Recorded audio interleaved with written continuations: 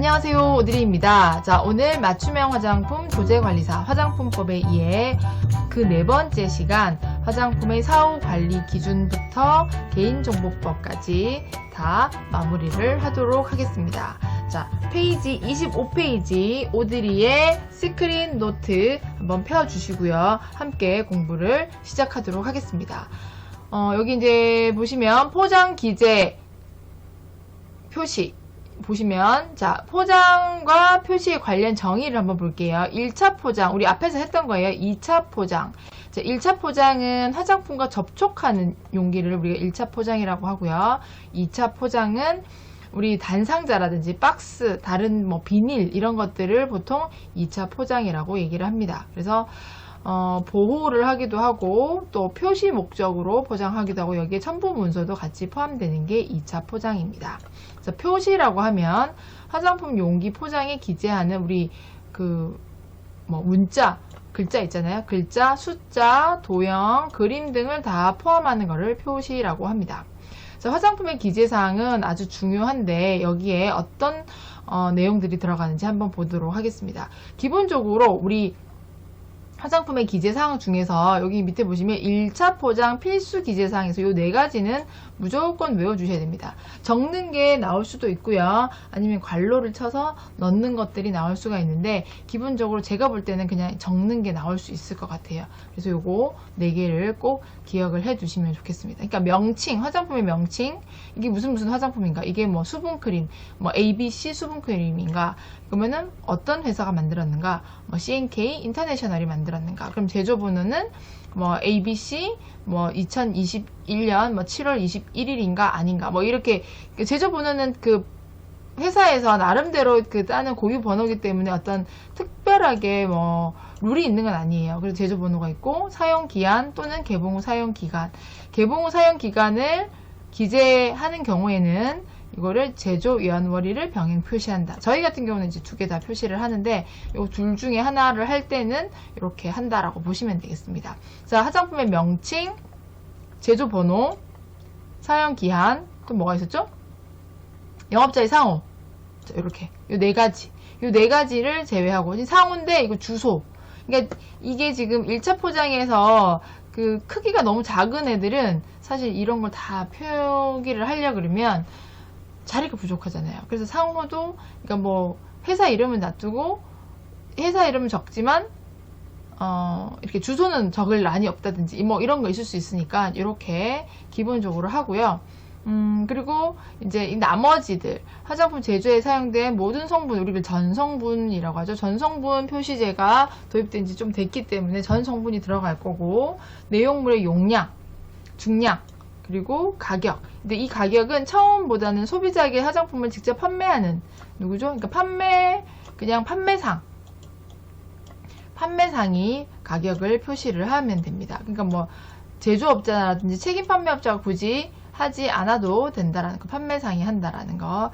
기능성 화장품일 때는 기능성 화장품이라는 글자, 뭐 보통 뭐 이중 기능성 화장품 뭐 이런 말 있고, 아니면 식약처 도안이 있습니다. 그거 도안 뭐 기능성 화장품 이렇게 돼 있는 게 있고, 사용상의 주의사항, 이거 우리가 기본적으로 똑같은데 사용상의 주의사항 나중에 나올 거예요. 요거 공통되는 거 적어주고, 또 특별한 거는 또 특별한 거대로 적어주고, 그 밖에 총리용으로 정하는 사항, 바코드 일단 기본적으로 있어야 되고, 기능성 화장품인 경우에는 효능, 효과, 용법, 용량 이걸 다 넣어야 돼요. 그러니까 용법, 용량, 우리 용량 여기 적었으니까 여기 적었는데 여기 또 용량을 적으면 좀 이상하지 않냐, 제가 사실 그렇게 생각을 했거든요. 그러니까 기능성 화장품을 제가 보고를 해보지 않고 있었을 때는 용량, 앞에 용량 들어가는데 용법 용량 또 2가지 들어가니까 좀 어법이 좀 이상하지 않냐라고 생각을 했었어요. 그런데 이 용법 용량에서의 이 용량은 한 번 사용할 때 1회 용량을 말하는 거고, 이때 이 용량은 그 내용물의 전체 용량, 그러니까 내용물의 용량을 말하는 거예요. 그래서 이거와 이거는 다르다라고 보시면 되는데, 같이 붙여져 있으면 되게 좀 어색해 보여가지고 제가 한번 민원으로 한번 문의를 한 적이 있습니다.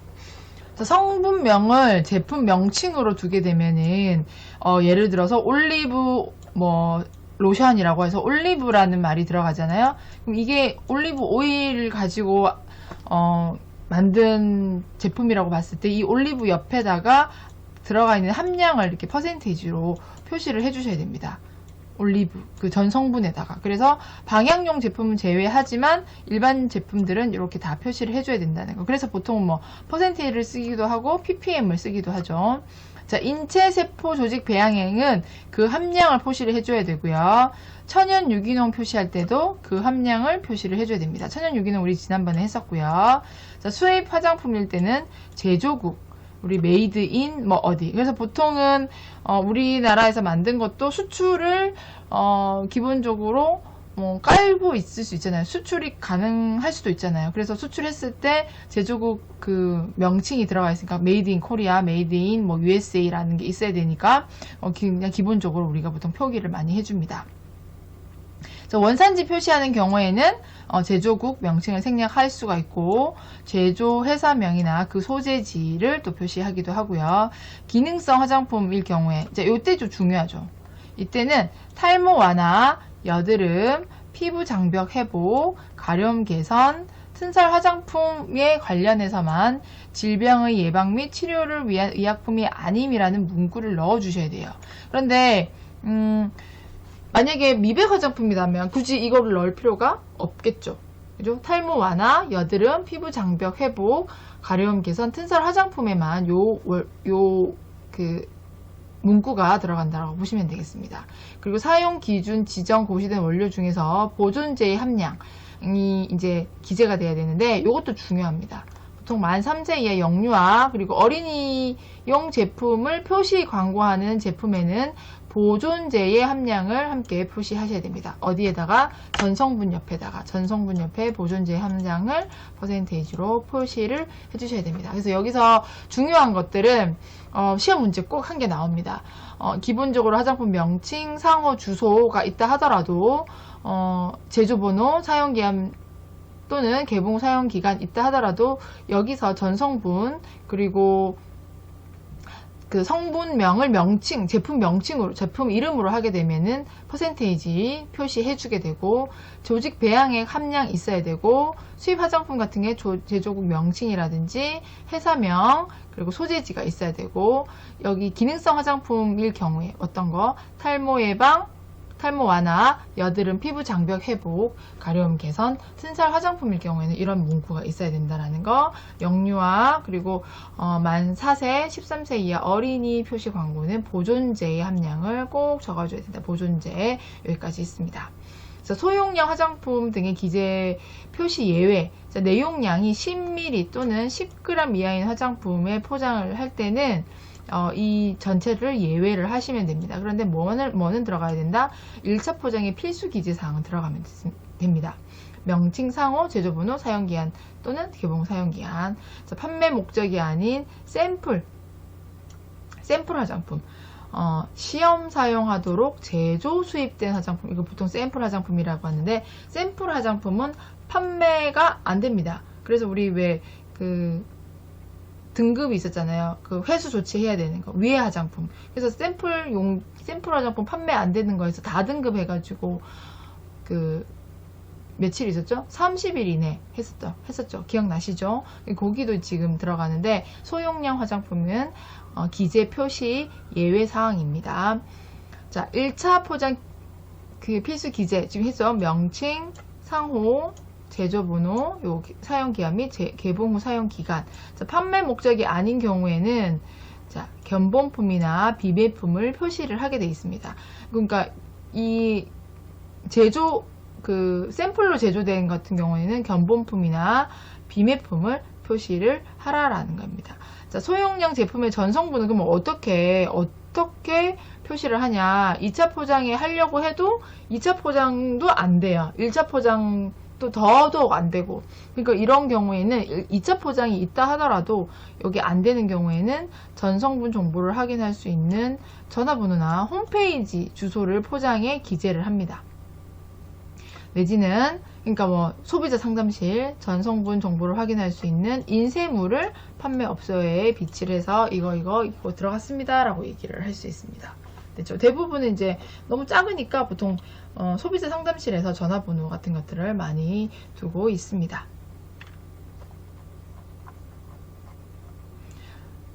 자, 주의사항 한번 보시면은, 자, 그 표시를 할 때는 항상 한글로 기재를 하셔야 됩니다. 자, 우리 또 다등급에 보면은 한글 표시 안 된 화장품 위에 화장품이라고 돼 있잖아요. 보통 저희가 화장품 원료 목록 보고 할 때 보통 보면은 제가 이제 영어로 한번 적은 적이 있는데, 저도 사실 이 화장품 회사를 하면서 시행착오가 엄청나게 많았어요. 그래서 좀 있어 보이려고 영어 적었다가 영어는 절대 안 됩니다. 그래서 나중에 제가 맞춤 화장품 공부하기 전에, 그 전에 이제 막 제조하기 위해서 법령 보면서 하나하나 맞춰서 끼워가는데, 그때 알았어요. 한글 기재는 무조건 기본이다라는 거. 그래서 제품명에다가 내가 예를 들어서 우리 회사 BMTS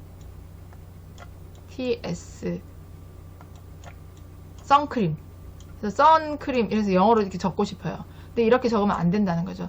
이거를 BMTS 한글로 다 적어주고 선크림 이런 식으로 다 적어서 한글 기재를 일단 기본적으로 해야 된다는 거. 그래서 외국어를 표시를 같이 할 수 있지만 일단 기본은 한글, 어디에 판매되는, 우리나라에 판매되는 거. 근데 수출용 같은 경우는 대상국 언어로 기재가 가능하다. 그리고 화장품 성분을 표시하는 경우에는 우리 뭐 DIY 한다고 DIY에 들어가는 그런 화장품 그 성분을 표시하면 약간 질이 좀 떨어져 보이죠. 왜냐면 법에서는 표준화된 일반명을 사용을 하라고 되어 있거든요. 그래서 여러분들이 성분명 봤을 때 잘 보고 여러분들 기재 표시사항에는 일반명을 적어 주셔야 됩니다. 우리 보통 이제 INCI명이라고 되어 있는 화장품 성분 사전이라고 치시면 인터넷에 나오니까, 대한화장품협회에서 운영하는 나오니까 그거 확인하시면 되겠습니다. 자, 별표사의 내용이 있는데 이 별표사항이 조금 더 이제 디테일한 거라고 보시면 돼요. 자, 영업자의 주소 들어가 있어야 되고, 자, 제조업자가 있는 경우에 자, 책임 판매업자가 있고 제조업자가 있는 경우, 또 맞춤형 화장품 판매업자가 있는 경우에는 세 개 다 구분해서 다 적어줘야 돼요. 제조업자 뭐 누구, 책임 판매업자 누구, 맞춤형 화장품 판매업자 누구. 그리고 공정별 2개 이상 제조소, 이게 제조를 하는데 여기서 하나 베이스 하나 만들어주고 하나는 다른 데서 충진했다. 그러면은 일부 공정 화장품 제조업자가 생략될 수 있습니다. 그러니까 2개 이상일 경우에는 하나만 넣을 수 있다라는 거고, 수입 화장품 제조국, 제조회사명, 그 소재지를 국내 회사와 구분해서 기재를 한다라는 거. 자, 이거 중요해요. 글자 포인트는 5포인트 이상. 성분은 함량이 많은 것부터 기재. 앞에 뭐 정제수 뭐 하는데, 자, 여기 어떤 원료를 기준으로 해서 그 뒤에 있는 원료들은 1%, 그러니까 1% 원료를 기준으로 해서 뒤에 거는 무작위로 배열을 해도 상관이 없다. 그래서 그죠? 1% 이하 성분이라든지 착향제라든지 착색제는 순서에 관계가 없다. 자, 혼합 원료가 있어요. 예를 들어서 히아루론산이라는 원료가 있는데, 이 히아루론산은 이거가 보통 1% 들어있고 나머지는 정제수, 뭐 부틸렌 글라이콜, 일리헥산 다이얼 뭐 이런 식으로 돼 있거든요. 그럼 그런 것들을 다 쪼개가지고 다 적어줘라 라는 게 혼합 원료는 개별 성분으로 기재한다라는 거고, 색조나 눈 화장용 두발 염색, 손발톱 화장용은 호수별로 착색제를 사용을 한다. 호수. 그래서 플러스 마이너스 또는 표시 다음에 무슨 착색제 성분을 기재 표시한다라고 보시면 되고, 착향제는 향료로 표시를 하는데 알레르기 유발 성분은 별도로 표기한다. 우리 알레르기 유발 성분 다음 시간에 나올 건데요. 안전관리 해가지고 안전 관리 기준에 보면은 나올 건데, 착향제 여러 가지 있어요. 뭐 리모넨이라든지 뭐 리나룬이라든지 이런 몇 가지 성분들이 여기 향료 안에 들어있다. 뭐 0.01, 0.001 기억나시나요? 이거 씻어내는 제품, 씻어내지 않는 제품에 이거 이상 들어있으면 향료라고 적어놓고 그 뒤에다가 리나눌, 리모넨이라고 적어주셔야 돼요. 그래서 보통 헤어 제품이라든지 이런 거 보면은 제품 뒤에, 향료 뒤에 뭐 엄청나게 이런 향료들이 많아요. 그러니까 향료를 많이 쓰는 다는 뜻이겠죠? 그래서 이걸 이제 알레르기 유발 성분이라고 이름을 붙였는데, 아무튼 뭐 알레르기가 유발될 수도 있고 사람에 따라서 안 될 수도 있는데, 이때 가능성이 있다라는 성분인 거지, 향을 내기 위해서는 이제 기본적으로 많이 들어가는 성분이라고 보시면 되겠습니다. 자, pH 조절 목적으로 중화 반응에 따른 생성물로 기재 표시한다라는 거 있었고, 그래서 비누화 반응을 거친 성분은 비누화 반응에 따른 생성물로 기재를 한다. 그래서 저는 사실 비누화 반응 거치는 성분을 이렇게 기재 안 하고 그냥 원성분을 기재를 해도 되거든요. 그래서 저는 그렇게 하는데, 요거는 법적으로는 일단 비누화 반응을 거치는 성분은 비누화 반응에 따른 생성물로 기재를 해도 되기 때문에 앞에 예를 들어서 소디움 하이드록사이드 이거를 굳이 기재를 하지 않아도 된다라는 거, 비누 만드시는 분들은 아마 무슨 말인지 아실 거예요. 그리고 전 성분이 영업자의 기밀인 경우에는 근거를 제출하면 인정됐을 때 기타 성분으로 표기를 한다는데, 일단 이런 경우는 사실 저는 잘 못 봐서 요거는 예외 사항이 있으면 한번 체크를 한번 해보시는 게 좋을 것 같습니다. 자, 중량은 내용물 그냥 순수 중량만 표시를 하면 되고요. 자, 화장 비누일 경우에는 수분 포함 중량과 건조 중량을 함께 표시를 하셔야 됩니다. 이거 함께 표시. 자, 제조 번호는 사용 기한과 개봉 후 사용 기간을 구분을 하셔야 되고요. 개봉 후 사용 기간을 넣을 경우에는 제조 연월일을 같이 넣어야 된다. 맞춤형 화장품은 혼합 소분일을 또 같이 넣어야 된다. 자, 연월로 표시하는 경우에는 맞춤형 화장품 경우에 어떻죠? 사용 기한이 더 넘지 않도록, 초과되지 않도록 해야 된다. 그래서 개봉 후 사용 기간 해서 몇 개월 해도 되고요. 심벌 같은 경우는 이걸 얘기를 하는 거죠.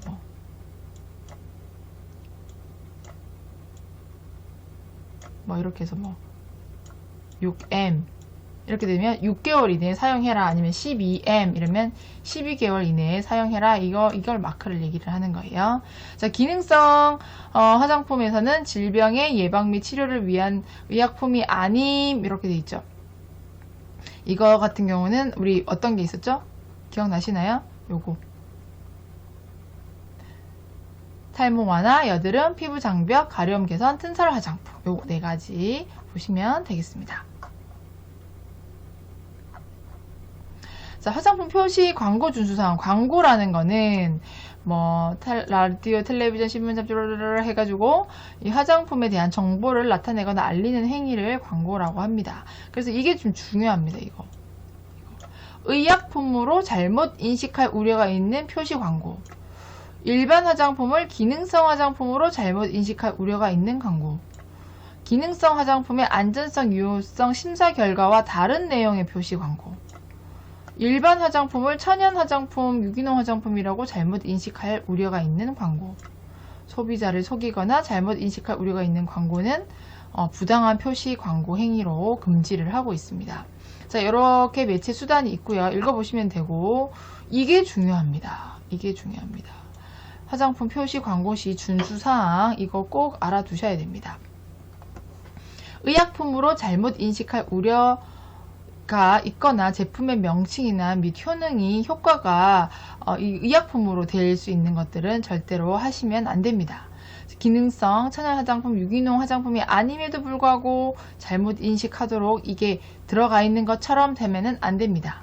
의사, 한의사, 약사, 의료기관 이쪽 관련된 사람이 지정, 공인, 추천, 지도, 연구개발 이런 거 하고 있다라는 내용이 있으면 안 됩니다. 이제 인체 적용 시험 자료 문헌을 인용을 하거나 아니면 연구자 성명, 문헌명, 발표 연원일을 분명히 밝혀줘야 됩니다. 그리고 외국 제품을 국내 제품 또는 국내 제품을 외국 제품으로 잘못 인식하도록 하시면 안 됩니다. 외국과의 기술 제휴 안 했는데 했다고 하지 않아야 합니다. 그리고 경쟁 상품과 비교 시 여기 중요합니다. 비교 대상 및 기준을 분명히 하고 객관적 확인 사항만을 표시 광고하셔야 됩니다. 자, 베타성을 띤 최고, 최상 이런 거 절대적 표시에 표시 광고를 하지 말아야 됩니다. 저속하거나 혐오감을 주는 표현 또한 사진들을 사용하지 말아야 합니다. 국제 멸종 위기종의 가공품이 함유된 화장품을 광고하지 않아야 합니다. 사실 유무와 관계없이 다른 제품을 비방하는 비방 의심 광고는 하지 않아야 됩니다. 그래서 예전에 그 기출문제에서는 경쟁 상품과 비교 시 비교 대상 및 기준을 분명히 객관적 확인 사항만을 표시하는 광고일 때는 요거 준수사항 중요하다라고 시험에 한번 나왔었거든요. 그래서 한 번 더 여러분 보시고 여기서 시험 문제 하나 나올 수가 있습니다. 자, 유기농 화장품 표시 광고 지금 보시면 천연 유기농 화장품 광고할 경우에는 입증 자료 있어야 된다 그랬죠? 기억나시죠? 자, 화장품 그 기준에 관한 규정에서 이 기준에 관한 규정에 따라 자료를 3년 또는 사용기한 만료 후 1년 동안 보존한다라고 했었습니다. 자, 천연 유기농 화장품 인증 광고는 자, 식약처 지정 인증 기관에서 인증 표시를 받아서 광고를 하셔야 됩니다. 자, 여기에 보면 사용된 원료에 대한 정보, 그리고 제조 공정, 용기, 포장 및 보관 등에 관한 정보들을 여기 제출 서류를 내서 인증을 신청을 하셔야 됩니다. 요거 기억하셔야 됩니다. 원료와 공정, 용기, 포장, 보관 등에 관한 정보. 자, 인증을 받은 날은 3년 동안 가능하고요. 연장은 유효기간 만료 90일 전까지 원본이랑 최신 인증 기준에 적합함을 인증한 서류를 첨부해서 인증기관에 제출해야 됩니다. 인증기관은 뭐죠? 식약처가 지정한 인증기관이 있습니다. 자, 이것도 마찬가지로 표시 광고 실증 대상. 그래서 화장품 광고의 매체 또는 수단에 의한 표시 광고 중 다르게 소비자를 속이거나 잘못 인식하게 할 우려가 있어서 식약처장의 실증이 필요하던 경우에는 인정하는 표시 광고를 표시 광고 실증 대상이라고 합니다. 그러니까 어떤 화장품 이거 한번 그 효과 같은 거 증명하는 그 자료 좀 제출해 보세요 하는 게 그 실증 대상 화장품인데 이제 실증 자료는 어떤 것들이 있냐면 인체 적용 시험 자료와 인체 외 시험 자료가 있습니다. 자, 이거는 중요하니까 시험에 나올 수 있습니다. 꼭꼭 암기해서 머릿속에 넣어두도록 하세요. 자, 실증 자료가 뭔가, 실증 방법이 뭔가, 인체 적용 시험이 뭔가, 인체 외 시험이 뭔가, 시험 기관을 뭔가, 시험 계가 뭔가 라는 거 꼭 알아두시면 되겠습니다. 인체 적용 시험은 우리 기억나시나요? 화장품 표시 광고를 증명할 목적으로 화장품 효과 및 안전성을 확인하기 위해서 사람한테 실시하는 거. 그래서 피부 임상센터, 피부과 전문의 경력이 5년 이상 되는 이 피부 임상센터에다가 맡겨가지고 안전성 검사 우리 하는 거 지난번에 했었잖아요. 그 드레이즈법이랑 맥시마이즈법이랑 쉐링스키 앤 쉐링스키법 이런 거 있었잖아요. 그거 보시면 되고, 인체 외 시험은 실험실에서 배양 접시 안에서 이루어지는 것들, 이런 것들을 시험 물질과 대조 물질 처리해서 결과를 측정하는 것들을 우리가 인체 외 시험이라고 합니다. 이거는 시험에 한번 나온 적이 있기 때문에 여러분들 꼭 기억하시고, 만약에 이제 이게 안 나온다면 시험 기간이나 시험 계획 정도도 나올 수 있겠죠. 실증 방법, 실증 자료까지 다 알아두시면 좋을 것 같습니다. 자, 범위의 요건을 보시면 합리적인 근거로 실증을 해야 되는데, 인체 적용 시험 자료나 인체 외 시험 자료나 같은 수준 이상의 조사 자료, 그리고 SCI급 이것도 아마 될 수도 있어요. 그리고 조사 결과는 예시로 지금 이런 것들이 있죠.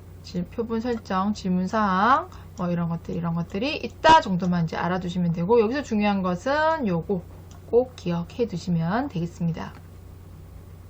자, 화장품의 사후 관리 기준에 제조, 수입, 판매 금지가 있는데, 자, 여기 지금 보시면 영업 금지, 판매 금지, 유통 판매 금지 대상, 자, 예외 적용 사항 이렇게 있죠. 자, 영업 금지, 제조, 수입, 보관, 진열. 자, 영업이라고 하는 건 우리가 영업자가 몇 가지가 있었죠? 3가지가 있었죠. 제조업자, 책임 판매업자, 맞춤형 화장품 판매업자 3가지. 이 3가지를 다 아우르는 거를 영업 금지라고 하는 거고요. 그냥 판매되는 거, 판매하는 판매업은 판매 금지라고 보시면 되겠습니다. 자, 그러면 영업 금지는 뭘까요? 심사를 받지 않고 보고서도 제출 안 하면서 지가 그냥 혼자서 기능성이라고 하는 거. 전부나 일부가 변폐된 화장품, 이거 영업하면 안 되겠죠. 미생물 오염, 이물 혼입, 그죠? 그 다음에 안전기준 미달, 그리고 안전관리 기준에 적합하지 아니한 것, 이런 것들 지금 코뿔 속, 뭐 추출물을 사용한 화장품, 보건위생상, 비위생적인 조건에서 제조한 것, 용기 포장 불량, 그리고 사용기한, 개봉 사용기간, 비위조 변조, 이런 것들은 제조, 수입, 보관, 진열이 되면 안 됩니다. 그런데 판매 금지 볼게요. 미등록자가 제조한 화장품 또는 제조, 수입하여 유통한 화장품. 미등록자는 누구죠? 제조업자, 수입, 누구죠? 책임 판매업자, 유통, 책임 판매업자, 책임 판매업자. 그래서 미등록은 제조업과 책임 판매업자가 만든, 미등록자가 제조한, 그러니까 미등록 제조업자와 미등록 책임 판매업자가 만든 화장품은 팔지 말아라. 신고를 아니한 맞춤형 화장품 팔지 말아라. 맞춤형 화장품 조제관리사 없는데 팔지 말아라. 화장품 기재사항 이거 한데 위반했는데 팔지 말아라. 의약품 잘못 인식할 우려가 있는 표시된, 그러니까 잘 만들어 놓고는 이거 있죠. 그러니까 기재사항 이런 것들은 팔지 말, 잘 만든 건 잘 만들었어요. 여기 위에 영업 금지가 아니에요. 근데 판매 금지가 되는 것 같은 경우는 이렇게 뭐 판매 목적이 아닌 견본품이라고 되어 있는데 이게 판매를 했다든지, 이런 거는 만드는 거는 제대로 만들었지만 판매를 하지 말아라 라는 거죠. 이런 것들까지 잘 보시면 되겠습니다. 이거 헷갈리지 않으셨으면 좋겠어요.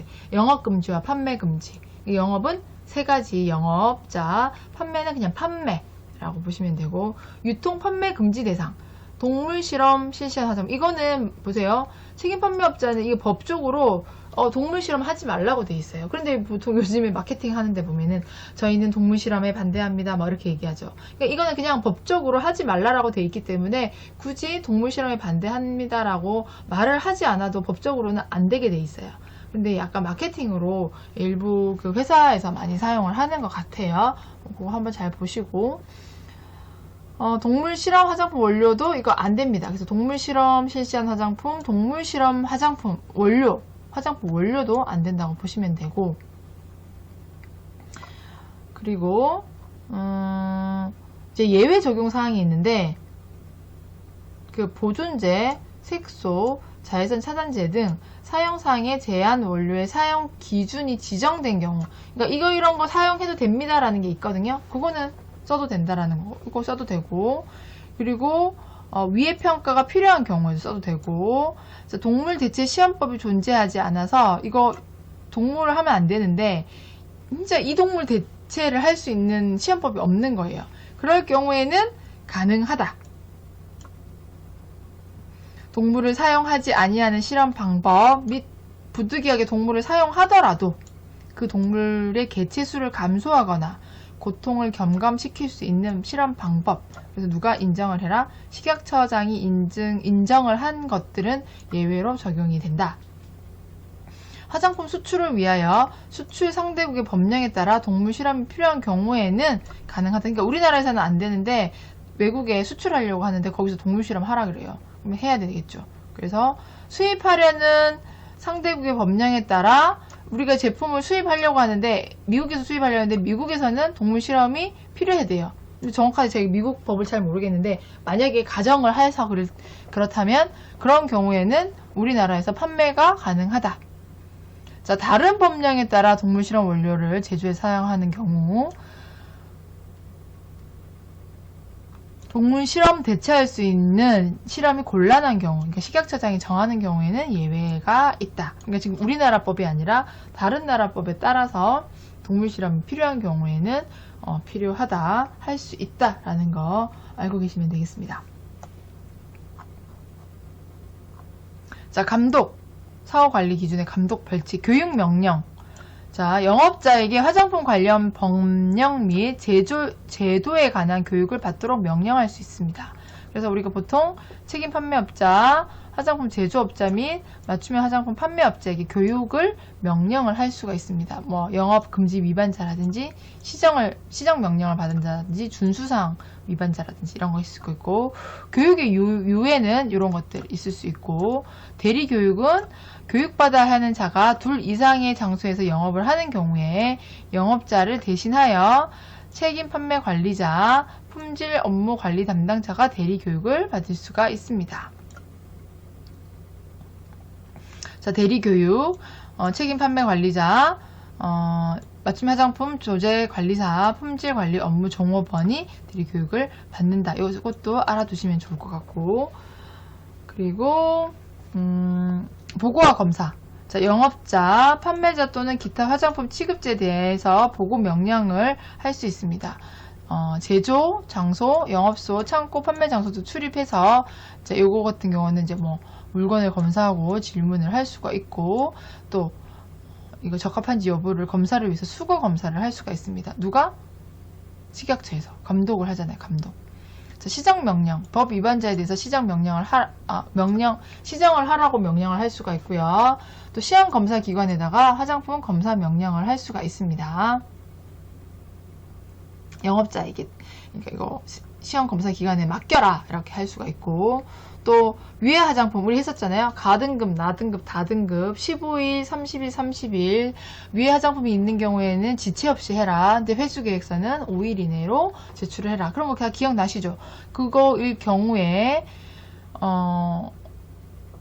영업자 또는 판매자에게 해당 물품을 회수, 폐기 명령할 수 있고, 법령을 위반 시 뭐 몇 번의 유예를 주고 시정 명령을 하고 했는데도 불구하고 안 된다. 그러면은 영업자 등록 취소, 폐쇄, 금지, 뭐 일부 정지 할 수 있습니다.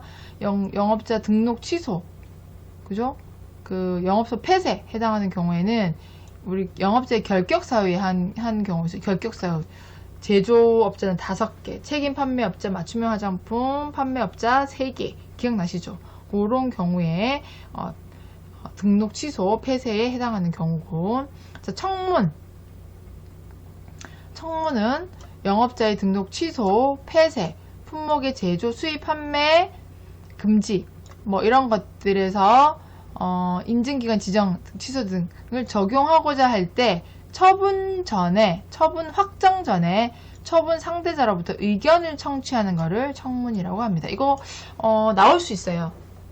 이게 무엇인가? 근데 우리 이거 이제 시험 공부하다가 청문 이거 잘 모르잖아요. 그래서 많이 틀리는 경우들 발생할 수도 있는데 이거 나올 수 있으니까 이거 한번 보시면 되고, 과징금을 처분할 수 있다. 그리고 위반 사실 공표 기억나시죠? 위반 사실 공표를 하라라고 식약처에서 하면 누구죠? 영업자는 공표를 해야 됩니다. 그죠? 기억나시죠?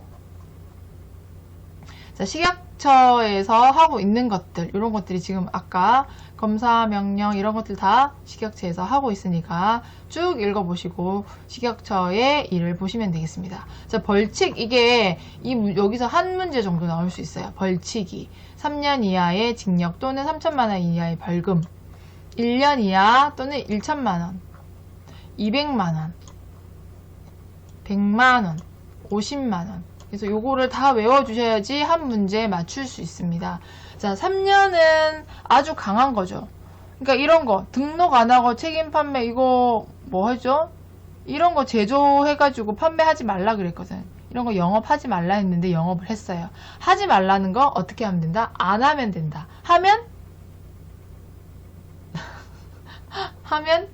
뭐가 되죠? 벌금, 징역 둘 중에 하나겠죠.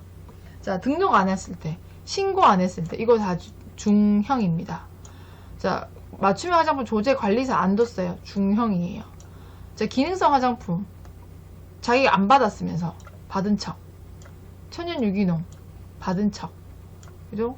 인증 표시 이거 받은 척, 등록 안 하고 그 책임 판매업 이거 한 거 한 거, 등록 안 하고 한 거, 화장품 포장 기재 그 표시상 훼손한 거, 이게 이제 지금 중형에 하나 들어.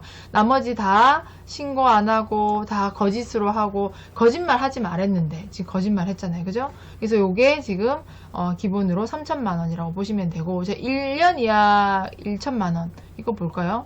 이거는 영유 어린이 안전성 자료 그 다음에 부적절한 광고 행위 1, 2차 포장 기재사항 위반 자 표시사항 훼손한 기재 표시사항 훼손한 자라고 했는데 기재사항 위반 거짓으로 표시하거나 유통기한 수정하거나 의약품 오인하거나 한글 미표시 뭐 등등등 자, 샘플 화장품 판매하면 요렇습니다. 실증 자료 요청받고 안 한 사람 1년 그죠? 그래서 3천만원과 1년은 잘 구분을 하시면 될 것 같고요. 200만원 볼까요?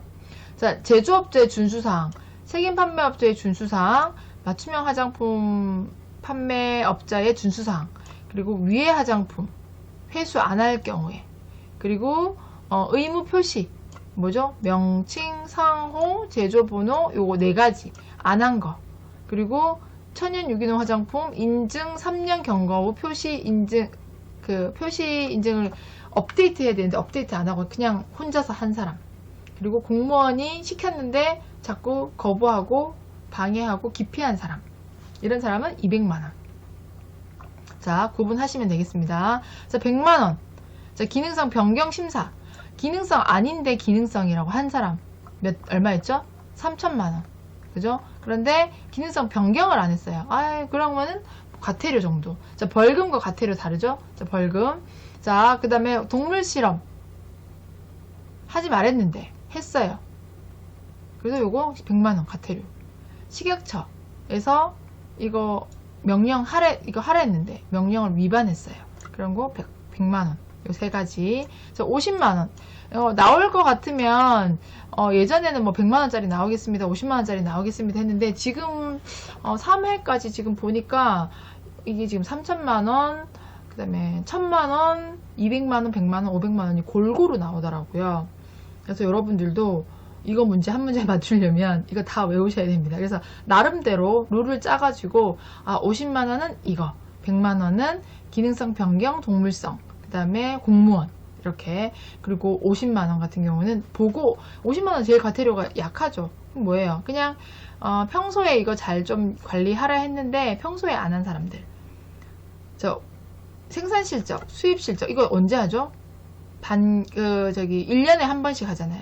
원료 목록 제품 판매하기 전에 이거 기본적으로 우리 일기 쓰는 거하고 똑같아요. 일기 쓰라 했는데 일기 안 썼어. 그리고 학교 가가지고 수업 받으려는데 수업 안 받았어. 그리고 자기 일 안 할 거면서 일 안 하면서 신고 따로 안 하는 경우 폐업, 휴업 후 재개할 때 신고 이거 뭐예요? 우리가 식약처 입장에서는 우리가 계속 관리를 해줘야 되는데 얘들이 안 하면서 우리가 자꾸 관리하게끔 만드는 좀 귀찮게 만드는 거 이런 것들 그리고 가격 표시 않은 경우에는 50만원 과태료 나올 수 있습니다. 자 행정처분 자 등록의 취소 이것도 나올 수 있습니다. 꼭 알아두시고 너무 이제 많으니까 여러분들 계속 이제 읽어보시고 여러분 나름대로 어떻게 외워야 될지를 한번 생각을 해보시면 좋을 것 같아요. 등록의 취소 등록하는 게 뭐가 있죠? 제조업, 책임 판매업 이거를 등록을 취소를 해버린대요. 그러면은 업을 못하게끔 만든다는 거죠. 업 못하게 만드는 거 이거 다 어떻게 하라 지켜라 라는 게 있기 때문에 우리 앞에서 지금 다 했던 거예요. 제조업자, 책임 판매업자, 맞춤형 화장품 판매업자. 근데 여기서는 지금 맞춤형 판매는 등록이 아니죠.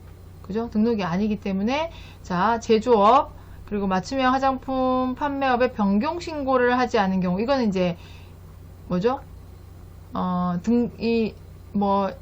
신고인데 일단 신고를 등록한 거잖아요. 그러니까 이거가 이제 취소가 될 수 있다라든지 제조업, 책임 판매업, 맞춤형 화장품 결격 사유에 해당하는 경우. 그래서 여기 지금 다 지켜라고 했던 부분들 있죠. 영유아 이거 안전사사를 중요하다. 3년 동안 보관해라 라는 거 있었고 기능성 화장품 유효성 검사 심사 있었잖아요. 기억나시죠? 그리고 제가 그 주사 맞는 거 관련해 가지고 알려드렸죠. 회수 대상 우리 가나다 등급 다 있었죠. 계획 5일 이내로 하라. 안전용기 21cm 스톡스, 어린이 만 5세 미만, 기억나시죠? 1, 2차 포장, 기재 1차 포장에 4가지 있었고 2차 포장에 뭐뭐뭐뭐 다 해라. 영업 금지하는 거 있었잖아요. 영업 금지. 그래서 판매, 제조, 수입, 보관, 진열하는 경우에 이거 있었고, 식약처, 그다음에 시정 명령, 그리고 위해 화장품 회수 계획 보고 안 하는 경우, 업무 기간 중에 그러니까 업무 중지 기간이죠. 업무 중지 기간 중에 업무를 한 경우에, 자, 여러분들 여기 오타가 났습니다. 업무 중지 기간, 중지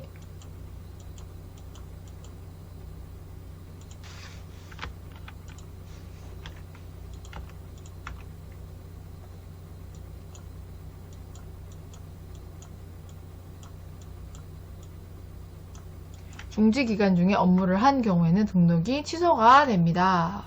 자, 행정처분 여기 지금 보시면 여기서 이제 봐야 될 게 너무 많아요. 근데 이걸 외우려면 저도 잘 모르겠더라고요. 그래서 다 못 외웠고, 저는 이제 만약에 여러분에게 외워서 한 문제 정도 나올 수 있을 것 같은데 나오지 않을 수도 있어요. 그래서 이거를 다 외우는 거는 정말 좀 시간이 좀 많은 분들은 전체 다 외워서 만점을 좀 기대를 해보시고, 그렇지 않은 부분들 같은 경우는 저는 맞춤형 화장품 관련해서는 다 외워라 라고 말하고 싶어요.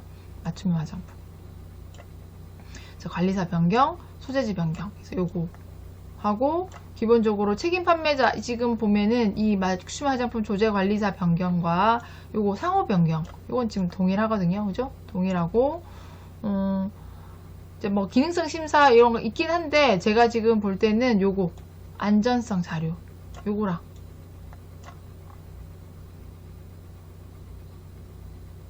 그래서 요거랑 지금 봐야 될 게 요 정도만 외워주시면 될 것 같고, 그대로 그런데도 나 정말 못 외우겠다 하면은 맞춤형 화장품 관련해가지고 해주시면 될 것 같고, 이제 조금 하라 그러면 2, 셋, 넷, 5개, 6개, 7개, 8개 이 정도까지 한번 보시고 한번 외워보시면 좋을 것 같습니다. 자, 넘어가겠습니다.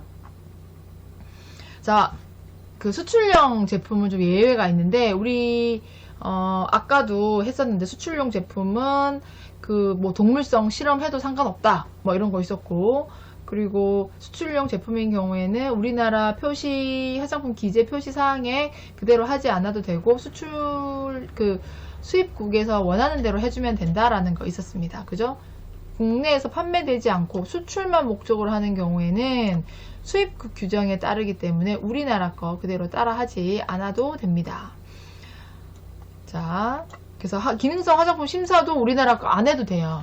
화장품 안전 기준도 안 해도 되고, 안전품 용기 뭐 이런 것들 다 누구에 따라 하라? 수입국의 규정에 따라서 해도 된다라고 했습니다. 자, 여기까지. 자, 개인정보보호법은 여기서 또 한 문제 나올 수 있어요. 개인정보보호법. 그래서 살아있는 개인에 관한 정보. 그래서 뭘 개인정보라고 할 수 있느냐. 그래서 성명, 주민등록번호, 영상, 그래서 CCTV를 요 3가지를 개인을 알아볼 수 있는 정보를 개인정보라고 하죠. 그래서 뭐 CCTV 보여달라 그러면 개인정보보호법 때문에 뭐 영장이나 이런 거 없으면은 볼 수 없습니다. 그래서 이런 것들, 그다음에 특정 개인을 다른 정보와 쉽게 결합해 알아볼 수 있는 정보를 또 개인정보라고 하고, 이거 그러면 뭐죠? 특정 개인을 다른 정보와 쉽게 알아볼 수 있는 정보, 전화번호 같은 것도 될 수 있고, 자, 기흥, 니은, 항을 가명 처리, 원래의 상태로 복원하기 위한 추가 정보의 사용 결합 없이는 특정 개인을 알아볼 수 없는 정보를 가명 정보라고 합니다. 가명 처리했을 때. 자, 개인정보의 범위는요. 자, 법인, 단체, 대표자, 임원, 업무 담당자, 개인에 관한 정보를 개인정보라고 합니다. 자, 법인, 단체, 대표자, 임원, 업무 담당자, 개인에 관한 정보를 개인정보라고 하고, 사물의 제조자, 소유자 개인에 대한 정보, 단체 사진을 SNS에 올리는 경우에 등장인물 모두 개인정보입니다. 자, 친구랑 사진 찍었어요. 근데 여기다가 얼굴 친구 사진이 나왔어요. 근데 친구가 원하지 않았는데 내가 그냥 올렸어요. 그럼 이 친구는 개인정보가 유출된 거예요. 그래서 보통은 여기다가 뭐 돼지 그림을 그린다든지 그렇게 해서 이게 얼굴이 안 보이게끔 보통 하는 경우들이 있죠. 그래서 개인을 알아볼 수 있는 정보. 자, 다음은 개인정보가 아니다. 사망한 자 내지는 법인, 단체. 아까 법인, 단체의 대표자, 임원진, 업무 담당자를 했으니까 이 사망한 자 또는 법인, 단체는 아니라는 거. 개인 사업체 운영 관련 정보, 상호명, 사업장 주소, 사업자 등록번호, 납세액, 이거는 개인정보가 아닙니다. 왜냐면 다 노출되어 있는 거예요. 사업자 등록번호, 우리 홈페이지 같은 데 가면 다 나오잖아요. 그죠? 그래서 이런 것들은 아니라는 거 알고 계시면 되고, 그래서 여기 개인정보 아닌 거 한번 알아보시고, 자, 개인정보가 무엇인가 한번 보시고, 그리고 여기도 포함된다라는 거 알고 계시고, 그리고 개인정보 처리 이런 거 알아보시고, 처리가 아닌 경우 다른 사람이 처리하고 있는 개인정보를 단순히 전달, 전송, 통과, 그래서 우체부가 개인정보 기록된 우편물 전달하는 경우는 개인정보 처리가 아니죠. 이거 아시면 되고, 개인정보 처리자는 업무를 목적으로 개인정보를 운용하기 위해서 스스로 또는 다른 사람을 통하여 개인정보를 처리하는 공공기관, 법인, 단체, 개인을 우리가 개인정보 처리자라고 얘기를 합니다. 자, 한번 읽어보시고요. 이것도 개인정보 보호 원칙에 개인정보 처리자가 어떻게 해야 되는지가 있습니다. 그래서 한번 보시고, 이것도 이제 기본적인 상식에서 외워주시면 될 것 같습니다.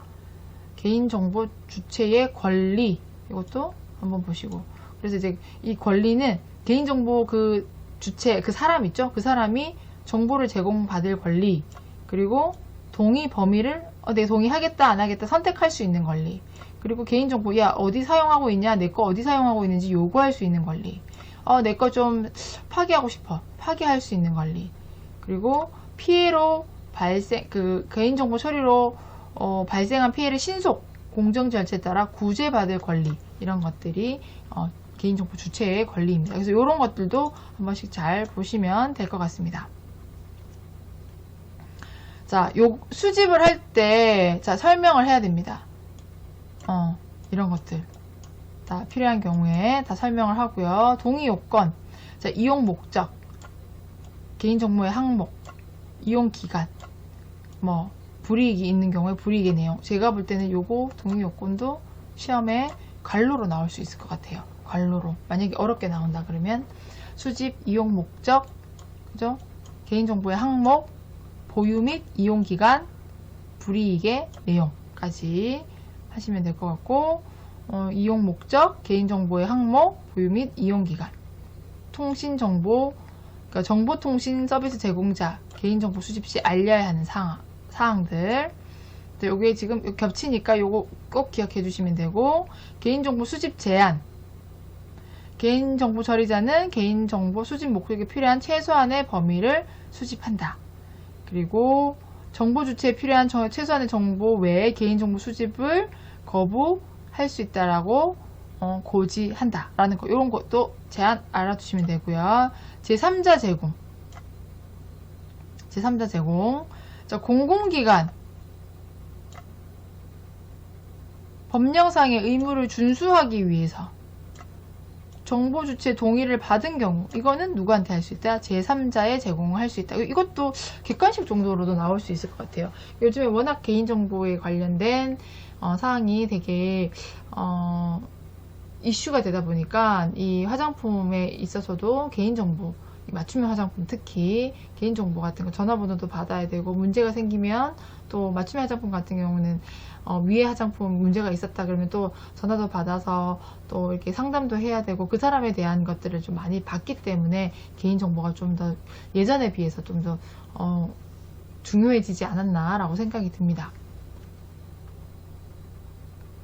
쭉 읽어보시고, 자, 민감 정보 나올 수 있어요. 민감 정보 아시죠? 민감 정보는 개인 정보와 다르게 민감 정보는 사상, 신념, 노동조합, 정당, 정치적 견해, 건강, 성생활 이런 것들을 민감 정보라고 합니다. 유전자,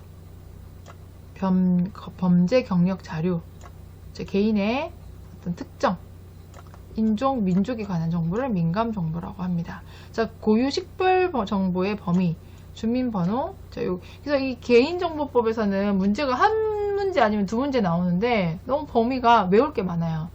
이것도 나올 수 있을 것 같고 저것도 나올 수 있을 것 같아서 다 보시면 되고. 자, 동의 방법, 수집, 제공 동의서는 자, 이렇게 한번 또 읽어보시면 될 것 같습니다.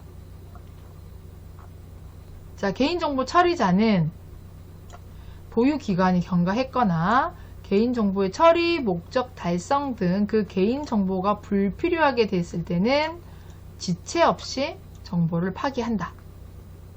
자, 파기할 때는 개인정보가 복구, 재생되지 않도록 조치한다. 다른 법령에 따라 보존해야 되는 경우에는 그에 따라 보존한다. 자, 보존하는 개인정보 파일은 다른 개인정보와 분리 저장, 관리해야 한다. 정보통신 서비스 제공자는 1년 동안 정보통신 서비스를 이용하지 않은 경우에는 개인정보 파기 등 필요한 조치를 바로 한다. 1년. 그리고 다만 그 기간 법령 또는 이용자의 요청에 따라도 그에 따라서 뭐 파기를 한다든지 필요한 조치를 한다 라는 정도 알아두시면 되겠습니다. 화장품법에 의해 지금 4번째 시간까지 우리 달려왔습니다. 시간이 엄청나게 흘렀습니다. 지금 제가 간단하게 한다라고 했는데도 이래요. 그래서 공부를 하시고 중요하다고 했던 거, 개인정보법에서는 한두 문제 정도 나오는데 나올 수 있는 가능성들이 많아요. 그리고 이 이후에 제가 이 뒤편에 보면은 개인정보 우리 그 시험 나왔던 부분들이 있거든요. 여러분들 책 가지고 계시면 페이지 130페이지에 보면은 40번 문제에 개인정보보호법 25조에 따라 맞춤형 화장품 판매업체가 CCTV를 설치하려고 한다. CCTV 설치 안내 해가지고 설치 장소 뷰티 아파트. 그래서 관로가 있었어요. 그게 촬영 범위였는데 이런 것도 문제가 나왔었거든요. 그러니까 너무 좀 황당하게 나와서 사람들이 많이 틀렸다라고 얘기를 하더라고요. 저도 이거 나오면 아마 모를 것 같은데 개인정보, 근데 제가 볼 때는 이거 촬영 범위 사람들이 다 알고 있으니까 다른 거에서 지금 나올 가능성이 많거든요. 그래서 좀 더 헷갈릴 수 있는 부분들, 우리 여기 했었던 그리고 적는 부분이라든지 이런 부분들, 그리고 개인정보 주체의 권리, 약간 말을 약간 비꼬아 놓으면은 사람들이 좀 틀릴 수 있으니까 100% 여러분들 외워서 이런 것들, 법인이 개인정보에 들어가느냐 아니면 개인사업체 운영 관련 정보가 들어가느냐 이런 것들 정확하게 여러분들 꼼꼼하게 외워두시면 될 것 같습니다. 그래서 4회에 걸쳐서 화장품법의 이해를 마쳤습니다. 다음 시간에는 화장품 제조 및 품질 관리, 우리 몇 페이지죠? 39페이지부터 또 빨리빨리 공부를 해보도록 하겠습니다. 우리가 38페이지까지 오는데 4회가 걸렸으니까 우리가 좀 빨리 해서 여러분들에게 영상을 올려드리도록 하겠습니다. 자, 여러분들 더운 여름에 시원하게 수박 드시면서 힘내시고 또 열심히 공부하시길 바라겠습니다. 야, 너도 맞춤형 화장품 조제관리사 합격할 수 있어. 오드리가 마법을 걸어드릴게요. 뾰로롱! 안녕히 계세요. 오드리였습니다.